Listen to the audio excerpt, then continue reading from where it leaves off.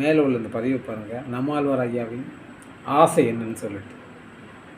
இதில் எத்தனை பேர்த்துக்கு இவர் சொன்ன மாதிரி நடக்கணும்னு உங்களுக்கு தோணுது? கமெண்ட்ல சொல்லுங்கள். இந்த காங்கேயம் காலகன்னு ஒரு 4 பல்லு காலகன்னு அந்த 2 மாட்டை அப்படி போட்டுட்டு அந்த 2 கயிறு அப்படி இழுத்து பிடிச்சிங்கன்னா ஆகா ப்ளஷரில் போகிறத விட சுகமாக இருக்கும் அது. நான் நினச்சேன் இதை வாழ்நாள் இங்கே கடைபிடிக்கணும்னு நினச்சேன். நான் போகிறோம்லாம் சொல்லிட்டு வரேன்.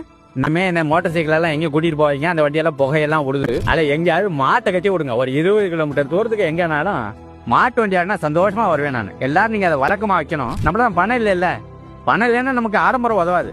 காத்த போயாக்கலாமா? நம்ம அந்த செலவழிக்கிற காசு வெளிநாடு போகுது, ஈராக்குக்கு போகுது. யோசிச்சு பாருங்க. ஈராக்ல இருக்கவனுக்கு அவன் எப்படி கொண்டாடுறாங்கன்னு தெரியுது நமக்கு. இந்த சிவகாசி பட்டாசு வெடிக்கிற மாதிரி கொண்டு போட்டு வெடிச்சுட்டு இருக்காங்க, வான வெடிக்கலாம் நடத்திட்டு இருக்கான். அவனுக்கு எதுக்கு நம்ம பணம் கொடுக்கணும்? மாடு என்ன செய்யுது அப்படின்னா யோசிச்சு பாருங்க. இப்ப மாடு இல்ல, உழுவுறதுக்கு டிராக்டர் வந்துருது. மாடு செத்து போன ஒரு மரத்தடியில பாத்தீங்கன்னா அந்த மரம் நிறைய காய்க்குது. டிராக்டரை பாத்தீங்க காய்க்குமா? பசுமாடு பால் கொடுத்தது, டிராக்டர் கொடுக்குமா? அதுல ஆண் மாடு பொன் மாடெல்லாம் உண்டா? அது செத்து போறதுக்கு முன்னாடி நமக்கு ஒரு கண்ணு கொடுத்துட்டு சத்து போகுது. அடுத்த வருஷம் ஏறு கட்டுறதுக்கு இந்த டிராக்டரை குட்டி போட்டுட்டு சாவுமா? எவ்வளவு வித்தியாசங்கள் இருக்கு. சரிதானா? எவ்வளவு வித்தியாசங்கள் இருக்குது.